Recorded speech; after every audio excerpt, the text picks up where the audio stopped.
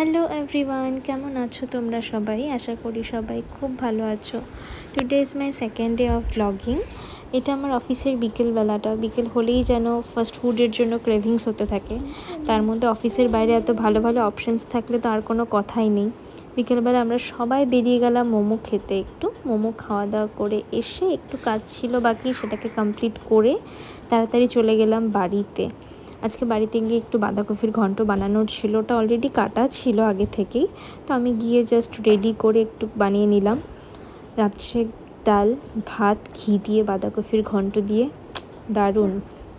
আর বিশ্বাস করো, আমার না ওই অনেক অনেক আইটেম একদম ভালো লাগে না।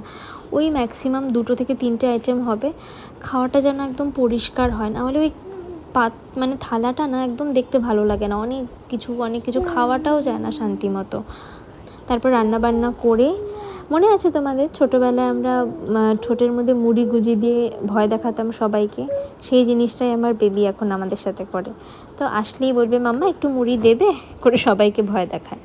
তারপর ওকে খাইয়ে দাইয়ে ঘুম পাড়ানোর প্রিপারেশন। তো আজকের মতো এতটুকুই। বাই বাই, দেখা হচ্ছে কালকে।